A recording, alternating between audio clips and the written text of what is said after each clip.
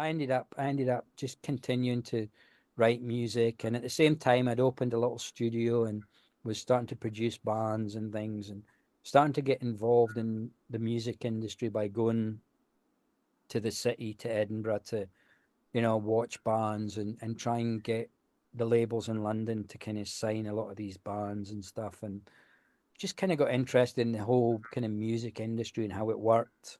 Yeah. Um, and I just so happened that I fell into a place where I'd started the act QFX, um, and I didn't really know what it was at the time. The music was still in its infancy, and this late small label in Grangemouth actually kind of, which is a kind of weird place in the middle of no, outside Edinburgh, a town called Grangemouth. These guys started a label, and we had a meeting, and they said we're going to sign you, and what's the act? We hadn't actually come up with the act name at that time. We came up with it in Waverley Station in Edinburgh, and it Eh, was because all the bands in the rave scene were like, you know, you had other bands with it, like Q-Tex and TTF and the Rhythmic State and stuff like that were going about. And so we came up with QFX, which was cue the effects in the mix. mhm. That was the original meaning, although nowadays people say quite effing excellent.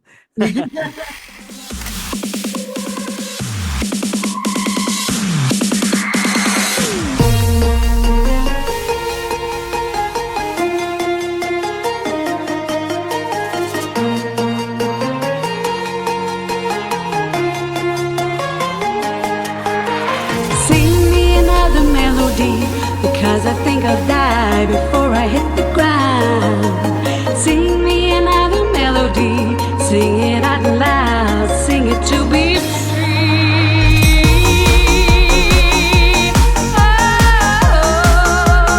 Oh.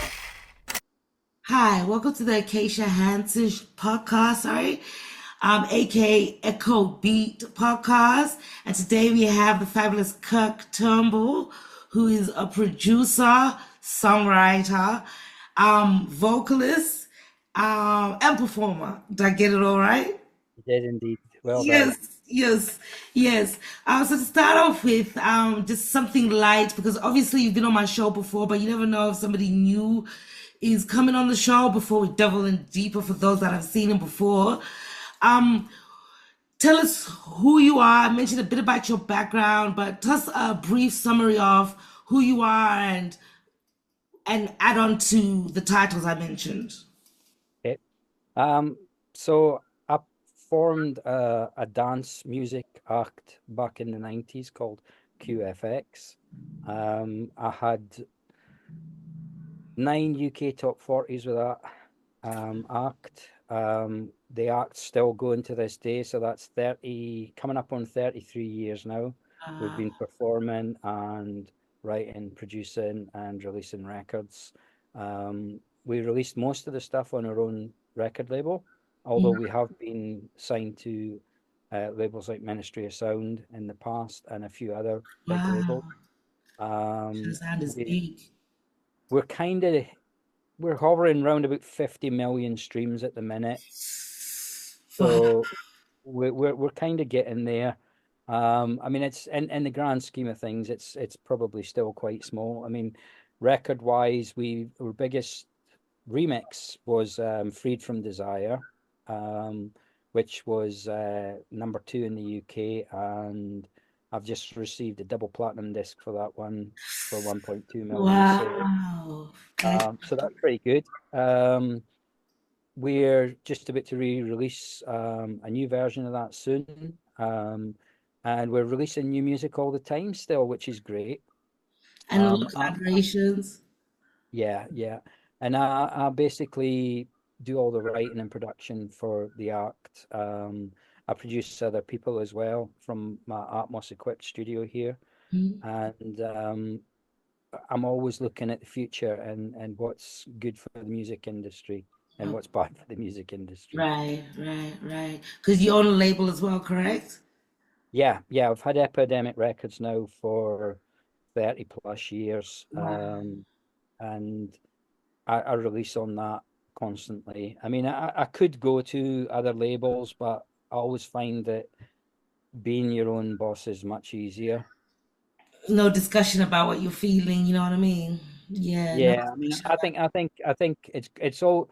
I mean, the music industry has got harder and harder over the past 35 years. It's got to a point where, in the 90s, we saw a lot of artists that were producing their own music in their bedrooms and releasing their own music. And the same in the 80s, towards the end of the 80s, beginning of the 90s, you had lots of artists releasing music themselves that they've made in their bedrooms. A lot of the time they were getting signed to major labels. And what started out as like a kind of independent label would become, like Mute Records that had Erasure and so many other Depeche Mode and so many other arts. Um, that label started out kind of as an independent label, and became very quickly became a major player in the music industry still is to this day. yeah. So I think, now things have changed because, we've got production so much easier now compared to what it was back in the 90s. You had to have a room full of equipment to produce music in the That's 90s. it, small. Um, and your music was only as good as the sounds that you had. And if you weren't creating them yourself, you were having to rely on, CDs and CD samples and stuff like that. Whereas now in the 90s, you can basically have a laptop with a DAW and create your own music from scratch. Right. And the world is really your oyster when it comes to what you can have musically, sound wise, creation wise, beat wise. Mm. So I mean, I think nowadays young people, they've got so many great tools to make music, but at the end of the day, I think this, you can make some. I mean, I listen to a lot of great music Yeah. that's being made at the moment, especially in Atmos and spatial audio, spatial. And you do that in your studio. I'm still coming. You do that in your studio. You do Atmos. Yeah, yeah. So Atmos is basically, a lot of people don't understand what Atmos is. Atmos is a deliverable. So when we say a deliverable, it's a file that we deliver to the, you Yeah. know, the platforms, And you Apple, find it in Spotify. listen to your music, some of it in your Apple Music and stuff like that. Yeah, It's quite new. Yeah. yeah, yeah. So I mean, so that is, people think that Atmos is like a speaker system. It's not a speaker system. It's actually a deliverable format. So basically, with Atmos, Gives you surround whereas it, sound, like, right? It gives you like yeah, surround so sound. basically, in the back in the day, we had mono, then we had stereo, and now we have Atmos or spatial audio. Now, so Atmos is a format that it's a file that you deliver, and it basically allows your music that's made in a 360-degree environment, so with speakers all around you, and it folds down to, 5.1 stereo or mono, or it goes all the way up to line array, which is, stadium stuff.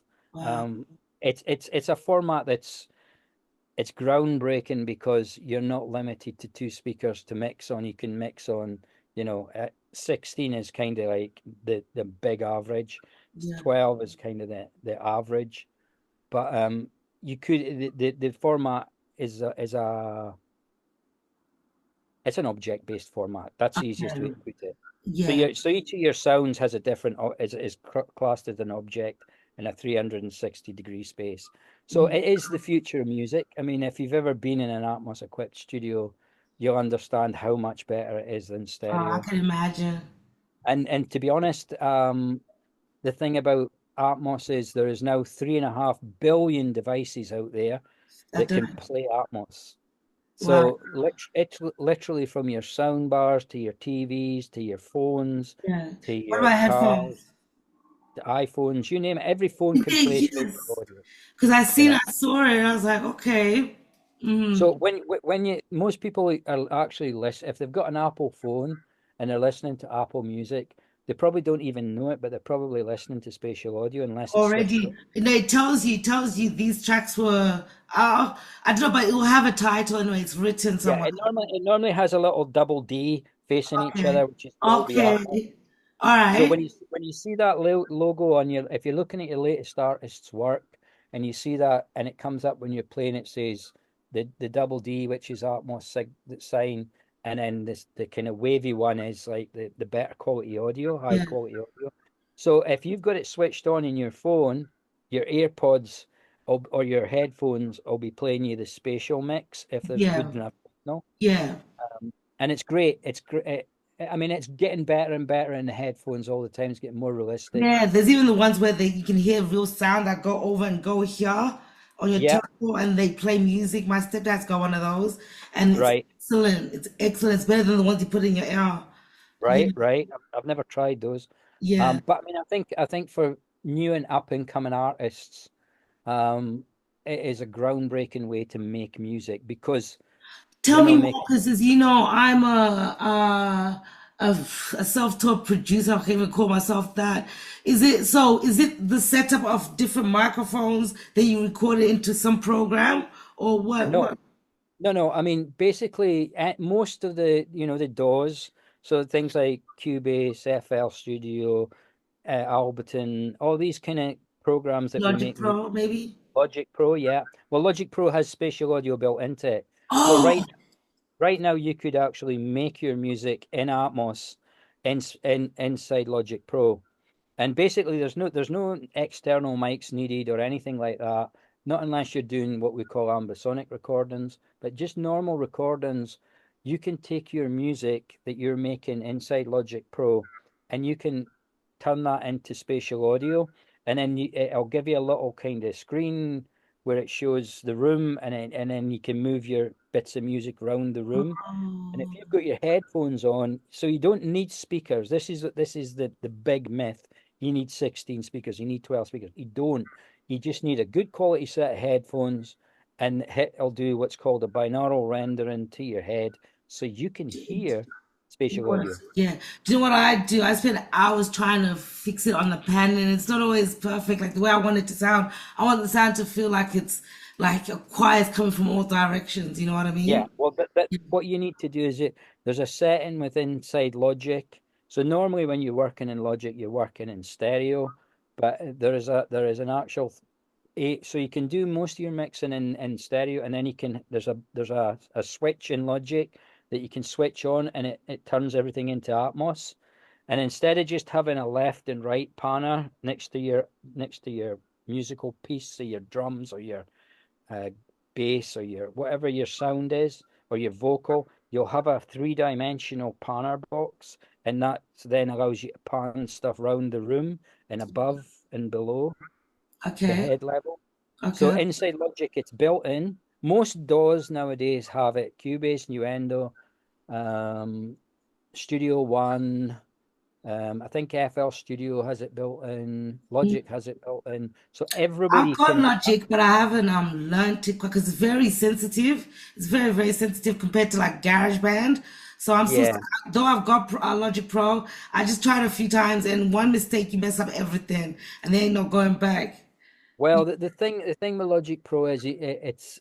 I mean, I would say the great thing about Logic Pro is you've got so many people out there on YouTube that are doing videos and Teaching, yeah, teaching. yeah, that's And it. And then you get a program too. I mean, a whole course for it. Yeah, yeah, but I mean, you don't have to pay for it. There's so many people out there doing it for free yeah, that, learning the basics of any of these DAWs is pretty much just a matter of going on YouTube and learning.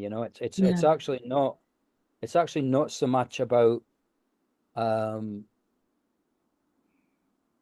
paying for something. I mean, yeah, the paid for courses are great, but at the end of the day, you could do a course 100 I times and so much Yeah, more. I signed up for a diploma in sound engineer, I mean sound production.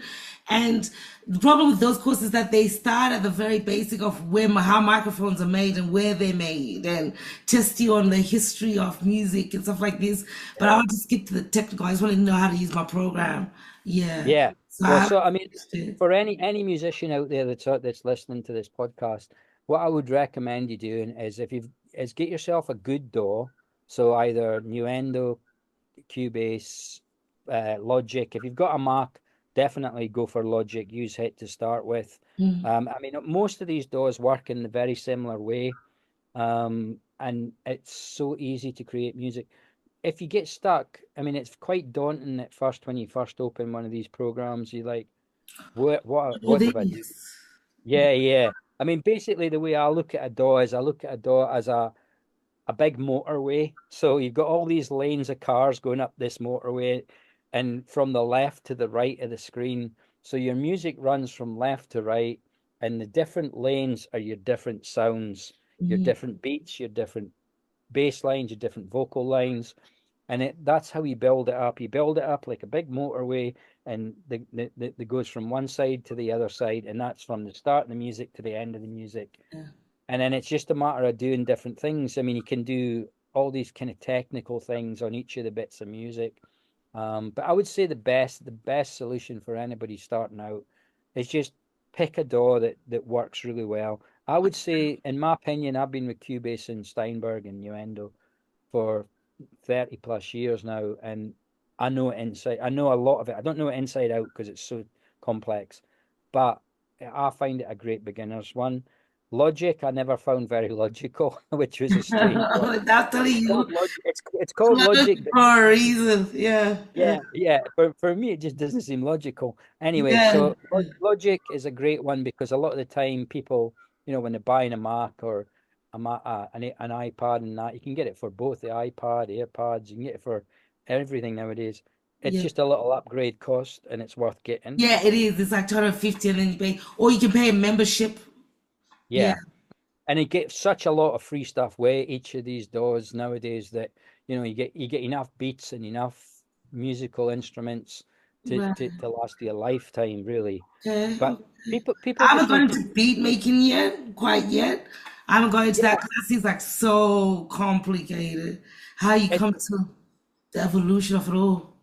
I mean, I would say if you're starting off, I mean, even inside, Logic and Cubase, you usually have a folder full of beats, and you usually have a folder full of, sounds and stuff. So you don't really need to go straight into beat making and stuff Like the way straight they used to away. do back in the day. Da-da, Yeah. that Well, machine. this is when I started off in the music industry when sequencing was just starting, and sequencing to was basically a little box that you programmed little steps in, and it was all step timing. So it wasn't like you could actually press record and play it live.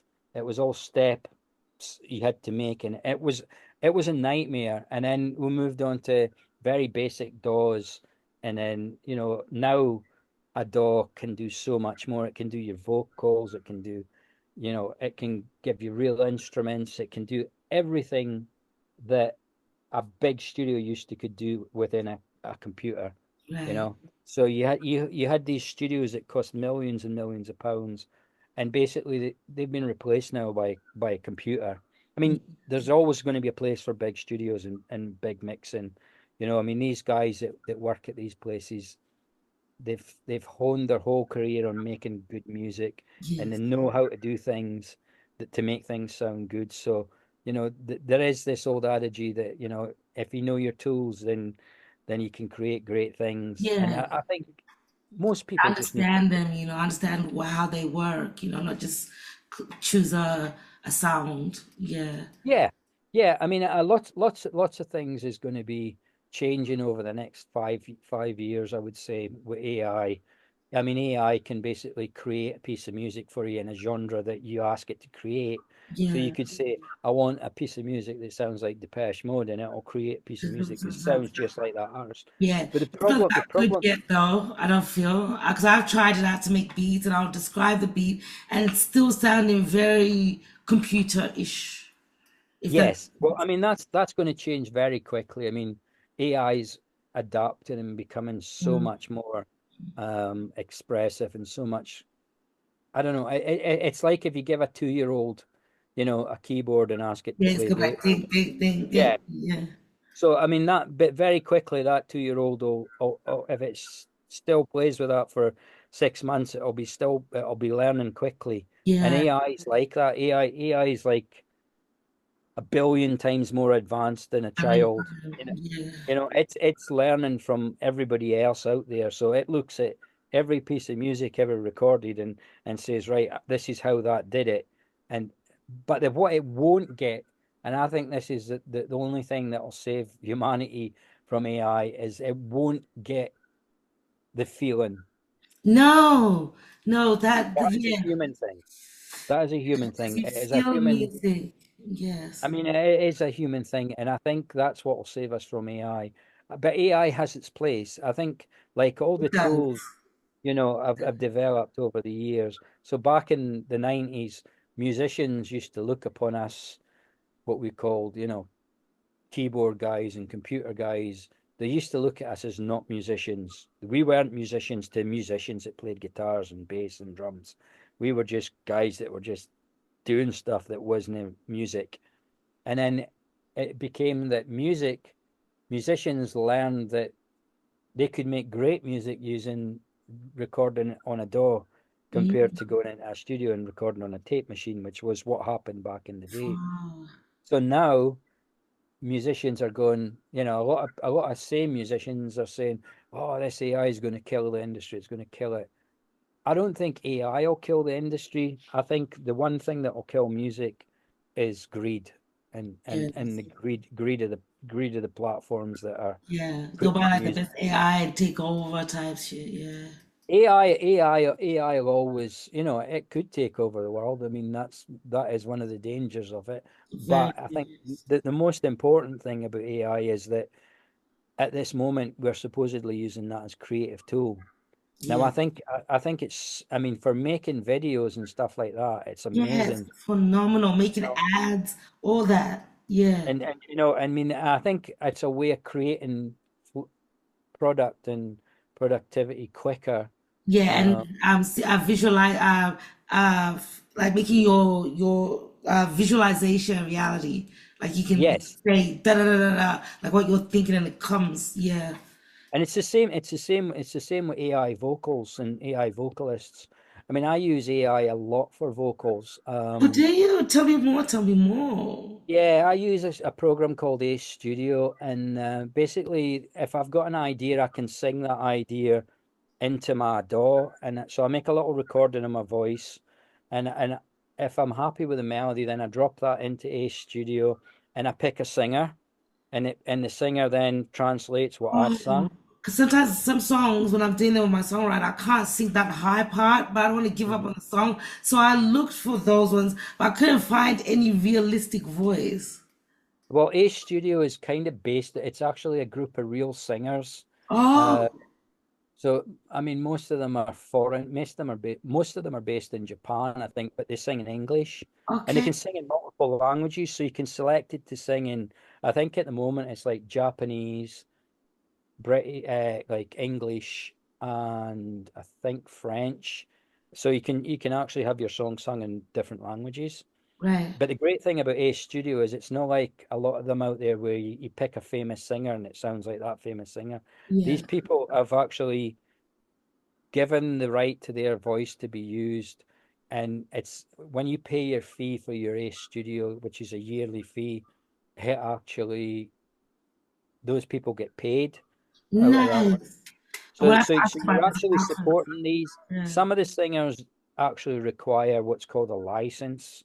So Mm. you have to actually, but I mean, there's probably 50 singers in there at the minute, both male and female, That's and good you can, enough.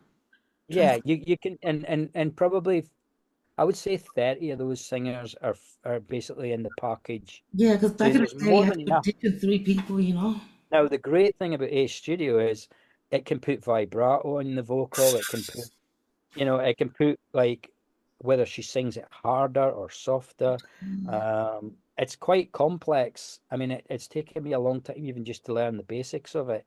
But again, as that interface gets better and more people use it, the upgrades will make it easier and easier to use. So things that are quite difficult at the moment will be good. And the other thing about Ace Studio is you can actually take a melody that you've played on the piano and drop that MIDI file in, and it'll then make the vocal, and you just type the words where the words are to go.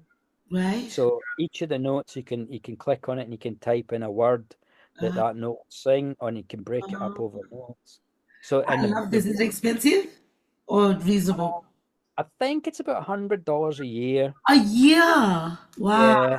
That's cheap. So Pretty cheap. Because I pay like yeah, memberships that cost like $50 a month and stuff for different things I use in the studio.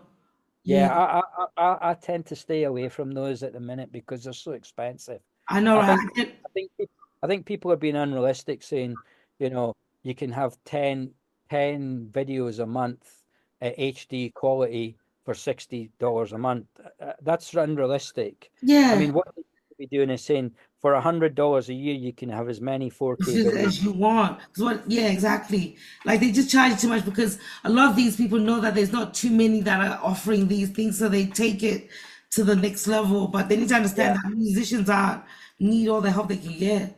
Yeah, Yeah, well, Ace Studio is a great one because as I say, I'm sure it's off the top of my head, I think it's $120 a year for dollars, a the full pounds. show. Okay, okay, And you nice. can you can do it as many times as you want. I've got a mixtape coming out on in November, and I'm gonna so jump on that and try remix some like add backing vocals to my track because I'm the only one singing on every track. Yeah, Yeah, yeah. I mean, it's definitely. I mean, it's like for me, Atmos and spatial audio is a big thing for me, and it is a big thing in the world just now because literally every music company in the world is trying to get all their back music put into Atmos. So, I mean, that's a service that a place like my studio offers. We can, nice. if anybody out there wants their music mixed into, like, so they've finished their stereo mix, they want their record put into a spatial audio mix. All they do is they send me the stems, and then I mix that into spatial And do audio the for. stems have to be unedited stems? Do they have to be raw stems? No, no, they can be edited. They can be edited already. Oh, that's Yeah, beautiful. yeah. I'm so glad As that's long coming. as they're all individual. So as Yeah, long as you've got like when he's like so your vocal lines, your drums, your bass, your keyboard, your effects, all on separate stems. So instead of being a compressed stereo file, it's all the individual components. yeah. So like if the song's 3 minutes, you'll have maybe 10 3-minute wave files. You send me that, and then I mix that into Nice, spatial audio. nice, nice. And and the charge we work on is we work on like if it's less than 12 stems, if it's 12 stems or less, it's this price. If it's 50 stems, it's this price. If it's 100 stems, it's this Which makes price. sense because some people go nuts like myself. But I've learned to compress my work down, like not do as many stems and try sing 2, 3 line vocals instead of doing 10 because I like the sounds coming from different directions of the Mhm. different tones of my voice. Yeah. Yeah, but I need to chill on that. Takes too long Yeah, to, I mean, it's on spatial audio. There's some absolutely fantastic new artists, and it's groundbreaking how you actually hear them. Like when you're sitting in the studio here, like there's one track that I can think of. It's called Easy, and the singer she sings the main vocals in the ceiling, so yeah. they're above you when she's singing, Oh and wow. and then the beats and everything are around about you. And Okay. then when the guy comes in, he's right at the front and Oh, she's above you. oh, I And then love that. and there's elements spinning around the room. Yeah. It's one of the best tracks. It's by a girl called Emily. Oh, I can't remember her second name, but it's called Easy. The track's called Easy. And if Trust. you listen to I'm gonna type in Google Emily Easy to Trust. Hopefully it comes up. And do you know who would be great to listen to that to her in that? Do you remember? I can't say her name right. Bjork. Bjork, yeah. Yeah, because she sings like 100 stems when she. I don't know, but they say she sang 100 times for some of her songs. Is it Bjork Well, that was sings layers? yeah, She's got yeah. like I mean, I was 18. just looking up the name of that girl. It's Emily Nichols. Okay, Emily Nicholas, and a single's called Easy. easy. Yes. Yeah, by Emily Nicholas. That's an amazing track in Atmos. And the bass on it is just unbelievable. The bass just comes through from the subwoofer and and it's just it's incredible record. The And full and it's experience. yeah, it's absolutely amazing beats and stuff in it, and it's just and their vocals just spectacular. She's done this amazing vocal that just floats above your head when Wow. you're listening to it. Like an angel singing down at you. That's Yeah, it's incredible. It's an incredible record. All these records that are made in spatial audio, you don't really hear it quite as well on the headphones, but but I'm still speaking fantastic. of that. Yeah. Can you tell us the journey that led you into music? Was it the dancing, the singing, the producing? What was first and what inspired you outside your bedroom? How old were you?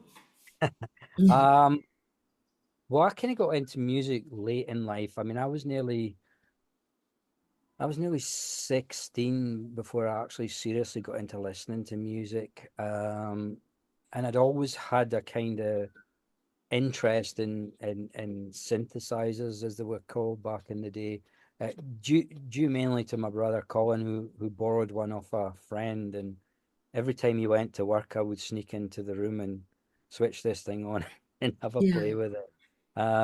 But then I kind of got into kind of buying records. I used to buy a lot of CDs when they first came out.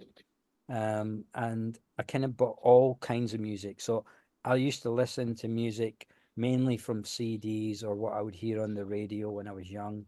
And I'd be 17, 18, and by the time I was 18, I'd kind of started working, and I had a job. So I was able to buy some equipment and start kind of messing about with keyboards and messing about with music and trying to make my own songs. And so my first kind of thing was writing my own songs, was basically just because we didn't have the technology we have now. I was just basically a small performing keyboard that would have a beat that would run, and you could play some chords to it. And so I used to just write songs, and I didn't know how to write a song. I would just open my mouth and just try and sing something and come up with some words and stuff like that. And from there, it led to, all like during my day job, I would be, I worked in a big factory, and I used to make jump jerseys or jumpers, what we used to call, for a company called Lyle and Scott. And while the machine was running, I'd make sure I got everything done, and then I would go down the bottom and I would write a wee song, and then I'd go back and work the machine, but when it stopped. And so I spent a lot of time kind of, just writing things. And then when I get home, or at the weekend, I would spend the whole weekend trying to make stuff in the studio. And my studio started off really small, and a couple of keyboards, and then, I eventually saved up for a mixer, and then I got a mixer, and then about that point, we started to get what was called sequencers or DAWs, and I would start to sequence music. And the very first one was an Atari based system by Steinberg. It's called Pro 12 and Pro 24. And then this was just hitting the 90s. I'd written some kind of music that was I'd met a guy locally, and he kind of said, "Oh, dance music is, where it's at." And a couple of my friends took me to a rave, Yes. and so I went to my first rave, which was a real eye opener, Yeah. because I was Imagine. quite a straight laced person. So, this was like, wow, this music's just unreal. And I got into to listening to the music, and within about 2 years, I'd kind of, so this was like 91. I started to look at trying to get music released, and I had no idea how to do it or anything like that. And just so happened that a track that I'd done with this guy, actually, one of the Scottish labels, a label called Stepping Out, really liked it. They didn't ever release it, and they didn't ever take it off us. I think because we thought we were going to get paid a big load of money, which was just not. It just, now looking back, it's funny, but at the time, it was like, I suppose your dreams are you get lots of money, and Yes, correct. it didn't work like that. So we So, ended up, I ended up just continuing to write music, and at the same time, I'd opened a little studio and was starting to produce bands and things, and starting to get involved in the music industry by going to the city, to Edinburgh, to, watch bands, and try and get the labels in London to kind of sign a lot of these bands and stuff. And just kind of got interested in the whole kind of music industry and how it worked.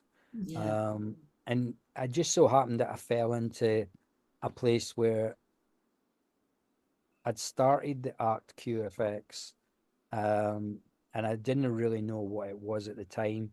The music was still in its infancy, and this late small label in Grangemouth, actually, kind of, which is kind of weird place in the middle of no, outside Edinburgh, a town called Grangemill.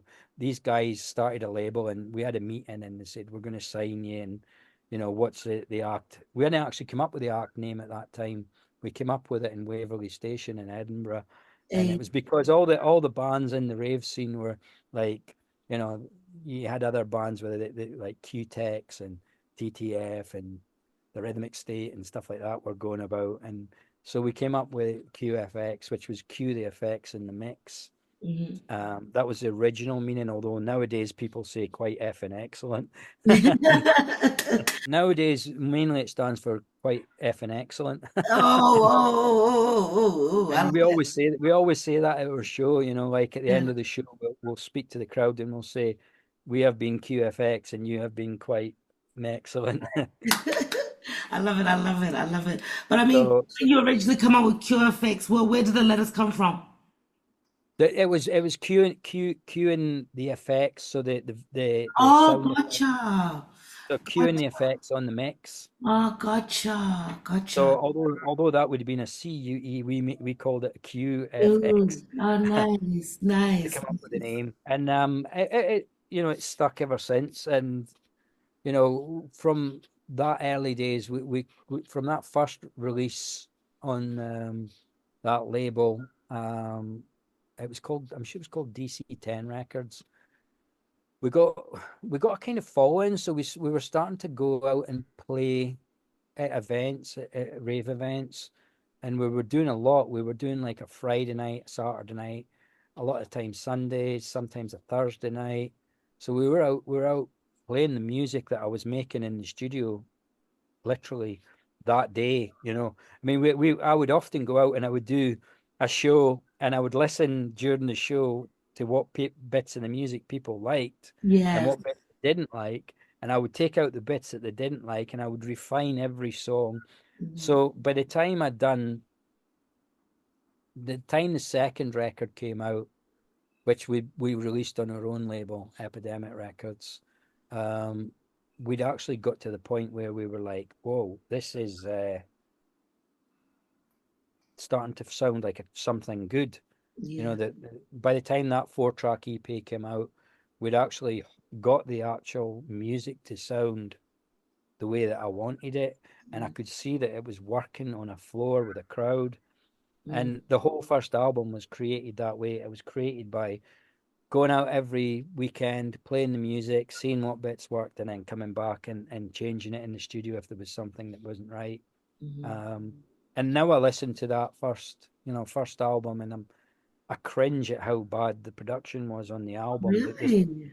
music was great, but the production for me was, when I listen to it now, it's funny because I've been working on the music for a special show that I'm doing this weekend, and the production is just terrible. It's really terrible for See, guys, you all something start that. somewhere. Yes, just got to Yeah. keep on going. I Yeah. mean, it's funny because that album's, to this day is one of our biggest albums. Yeah. It's, even though the production isn't the greatest, the actual musical content spoke for itself. Yeah. I And mean, you I always think be I your think biggest critic as well.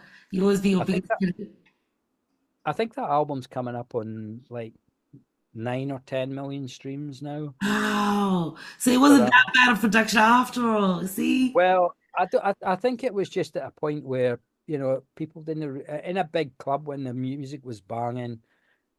I don't think the production That was that important. important, Yeah. but now, I mean, it's an album that I want to redo when I get the time in the next couple of years, is to redo that again Yeah, with with the right now with the technology to get the record. balance right, Yeah. sound right. Yeah, that would But be epic. but I mean, it isn't always about. People need to realize that there's been so many records that have been done in bedrooms that have actually been amazing over the years, that you don't need to be necessary. It's all about how good the music is. Yes. So make sure your music's Convey a good. feeling, and all Yeah, that make sure stuff. you've got heart in it. Make sure you've got feeling in it, and don't always think, oh, but it doesn't sound perfect. It doesn't sound, exactly right, because it's the idea that's important. Right.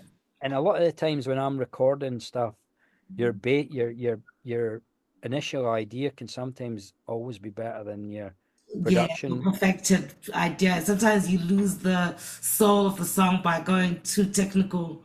Yeah, Yeah.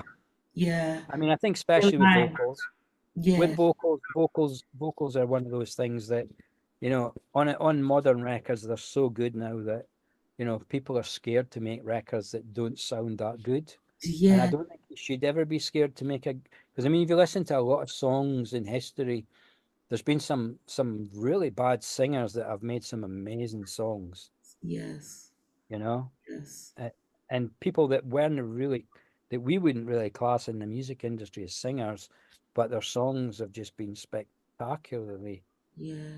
good. Mm-hmm, mm-hmm, mm-hmm.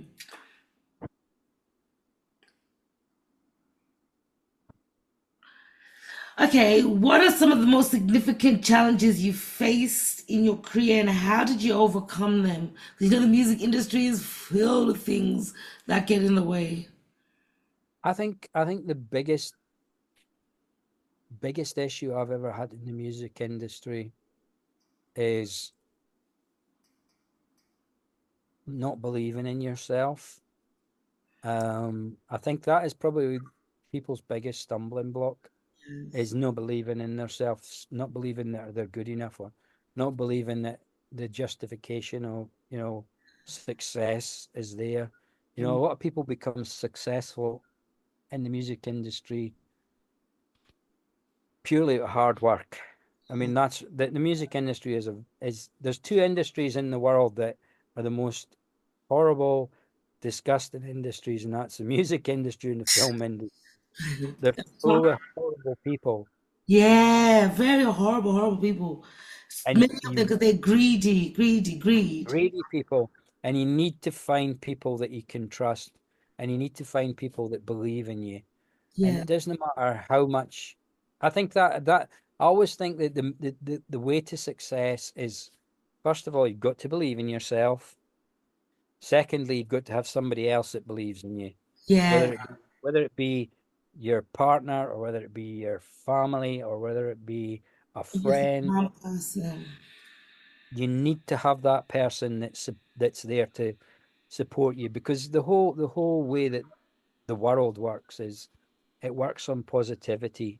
Mm-hmm. So if you're a positive person and you see everything, no matter how bad it is, in a positive way, then you've got the whole you can change everything just with the thought of it. Exactly. Just believe in yourself. It's hard, but yeah, just have a positive mindset about yourself, that you can do anything. And even if you fail a little bit, it's okay. Like just get up and keep going. Keep on keeping on. I Yeah. mean, I think what people now need to understand is that the music industry 30 years ago was very different. Music industry 10 years ago was extremely different. And now we're at a place in the music. This is the worst time in history to be a musician, Oh, you reckon? because it's the worst and it's the greatest. It's the greatest, and it's so much easier to do things, but it's the worst in that the people out there that control it are making all the money. So the Right. artists are not making any money. And Oh I mean, no, tell me about it. when you think about it, I think it's 7 million new pieces of music get released on Spotify every day. Day. Oh Lord. And that's the A problem I have day. with things being so easy because somebody that decides, oh, I want a side income is becoming a musician now. Just because Yeah, of the side income part of it, not as far as a passion and um what's the word? Crafting it. Like, yeah. yeah. I mean, I think if you look at all the negatives in the music industry, you would never want to be part of it. It's not What you all need to do roses what and what what you need to do is look at the positives. The positives are creating something that's beautiful, time. and that beauty is individual. So it's not just your view of how good that piece of music is. You Yeah. know, I mean, if you love the piece of music you've made, that should be enough. Yes. Now, if somebody else loves that piece of music and bring that piece of music brings some kind of peace to that person, some kind of meaning to that person, then you've done an amazing job. Now, what I disagree with is that people like Spotify can pay an artist so poorly that the artist can't even buy a cup of coffee with a royalty. Right, You right, know, right, right, I mean, right. for instance, Spotify pays 0.000 Oh, yeah, I know, but stream or something, it's per stream. crazy. And the So, I thing mean, to buy a cup of coffee, is, you spend need money to make money, 5,000 music. streams. Think about it. I'm saying to buy a cup of coffee, you need something like 5,000 streams. Wow, and that's so Buy a hard to coffee. come by with the 60,000 being uploaded a day. Yeah. Yeah. Well, it's 7 million a day. 7 Oh, million 7 million. Sorry, I forgot. 7 yes, million. 7 million songs a day uploaded to Spotify, That's like seemingly. a whole country. Imagine trying to listen to a whole country in a day. Yeah. So, I mean, Spotify, at the end of the day, the problem with Spotify is they brought in a new model at the start of this year to actually, so the company makes money. They've actually brought in a new model where a new person that uploads a piece of music, even me, if I don't get 1,000 streams on that song in a year, then I don't get paid at all. Even though it's probably only $1, I don't get paid. Oh, And wow. that all these 7 million people every single day that are uploading and never get anywhere near 1,000 streams, all that money that they've generated every single day, so you're talking hundreds of millions a year, then gets supposedly divvied up between all the other artists that did get over 1,000 streams. But Yeah. it's actually, if you look at the actual logistics of it, it all goes to major labels and to the major artists. So basically, you've got a two-tier system where the people at the top are making all the money, and the people at the in the middle are just making enough to get by, and the people at the bottom are making nothing. And they spend So, to make music. That's the joke. so the way to make it work for you is actually like I've moved my subscription to from Spotify, my family subscription to Apple Yeah. because Apple pays better, and also the quality is better. Yes. And 100%. all new music, I think there's going to be a period where all new music I'll just take off Spotify and I won't put any new music on there. A lot of people are doing that. Like I'm 2 seconds away because the quality of the music changes as well. It, Yeah, yeah. The quality of music on Spotify is horrendous it's cool. Like when I listen to it, I'm like, what's that? And then I listen to it on iTunes. I'm like, oh yeah, that's more like it. You know what I mean? Yeah. because basically what you're getting on Spotify is the lowest of the low quality of stream. And Mm. on Apple, you've got this high quality streaming, you've got spatial audio and high quality streaming. So you're getting as close to what the producers produced in the studio as possible, with Apple. Whereas with Spotify, I think the others are better. Definitely Tidal's another one. Tidal is a good platform. Amazon Plus or something music that Yeah. again is high quality. And those companies pay 3 times what Spotify pays, which isn't a lot when you think of the grand scheme of it. Yeah. Yeah. But the music industry is changing, so I think people need to go into the music industry and think, well, okay, I don't care if I ever make $1 million, but if I make 1 million fans, that would be a much more, Yeah, you that's know, what I'm saying. Even me, I want to be Facebook famous. I just want the 5,000 people, friends that I had before they did all this following stuff, to love my music, and then I'll be happy. Yeah, yeah. I mean, love it, I but think just relate to my story. it's Yeah. very difficult to stay, positive if you look at when you release records and they don't do well. Mm, Whereas I think it's more positive if you listen to music and the people that actually did listen to it loved it. yeah. Even if it was only 890 people listened to it, Mm, if that 890 people loved it, then that's where you've made a difference. yeah. Um, Mm, and I think as well nowadays, the companies like Spotify and Apple and all the streaming companies, they think that artists really make their money from, uh, gigs and touring. But to be honest, you have to be a major act before you make money money from. on gigs, exactly, exactly. And for people to buy your products, you gotta be pretty big for them to pull out money to buy a t-shirt they could buy from Target, you know? Yeah, totally. I mean, at the end of the day, I think the secret for new artists is get wise quickly. If you're wanting to do music for a living, get wise quickly. So that means make sure that you actually have the choice for them. So they have a place to go that's no Spotify, that's no Apple. So they can go to your website and they can buy your product from your website. I just So started one like 3 days ago. yeah, Yeah, and they can, and nowadays we're on demand, everything's on demand. So like you could have merchandising on your site and you don't have to pay for it until somebody buys it exactly. and they buy Drop it on shipping. demand. Yeah, Yeah. yeah, drop shipping, 100%. And Shopify offers that service as well. If you join Yeah. Shopify and the website and everything, but and you can link it to your website, stuff like that. But the particular one I'm using, it's just for music. So you can play on my music and buy it, and you can set a minimum price, and they can donate as much as they want, and all these different All things. right. And I find it nifty, and it's only like £7 a year. Right. Yeah, and it's like a full on You'll have website. to let me I know like what that is weeks. because I'd very much like to. I mean, what we tried to do recently was on the last release, we made that available as a limited edition USB. Okay. So You can have basically, separate ones for different music. yeah. So we had basically it was like a USB credit card, Mhm. and on one side, so you had the picture of the single on one side and another single on the other side, and you opened it up and you put it in your computer, and you got all the high quality audio files. Yeah. So you got everything as proper high quality, and Critique, yeah. we included spatial audio versions. So Mhm. for the I think it worked out about I think it was like £5 we were selling them for the U Nice.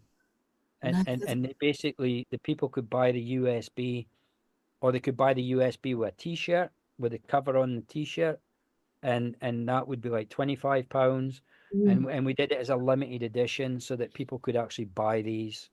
that's a And I good mean, I idea. think that is the biggest issue I think artists are facing at the moment is getting people to know that their product's out. Yeah, Because because boy, you things like compete with big Facebook and that, brands and this, that is crazy. Facebook and that all want you to pay for any advertising. I Mm. remember the days when I used to put a release message up and I would get 100 people, you know, actually, and then 1,000 people looking at it. And Yeah. now because of the way Facebook works is, if you're trying to promote something, they'll just block it. Yeah, they don't want it. They'll restrict you. They say we don't like this. It goes against community guidelines. Yeah, it's crazy. That's why I started the website because I could get my account taken any second for promoting my music. So I had to have a backup. Yeah, Yeah, yeah, it's crazy. They're going really strict because they monetize. I'm monetized as well, so they become strict because they don't want to pay people as usual. yeah. Yeah. So I mean, it's like they expect you to pay for all the advertising you get on Facebook now, which Mm. kind of defeats the whole purpose of what Facebook was about. Facebook was about people coming together and you know knowing each other and sharing things with each other. Now it's just a platform. I think it's a platform that we need to get something new that does away with Facebook. You know, Right. They've been like this for same thing, just without all the monetization. yeah, yeah, because they could be cut.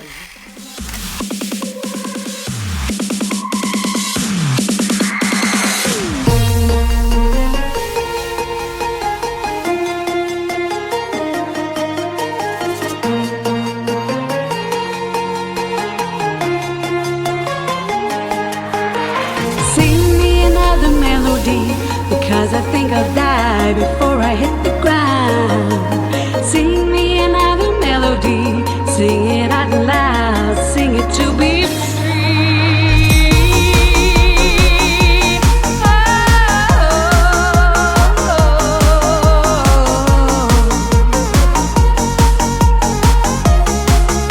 Sing it to be free. Sing it to be free.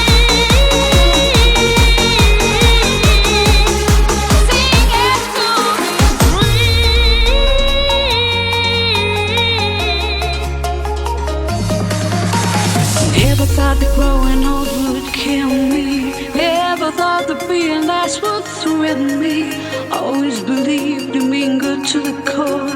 Never thought that I would need any more. 'Cause only the good die young, and only the young die free. Fortune favors the brave, so brave is what will be.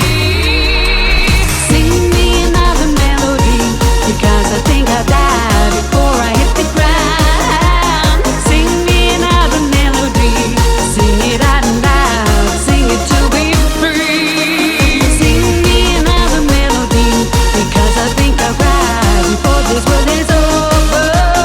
Sing me another melody, sing it from your heart. Sing it to the night.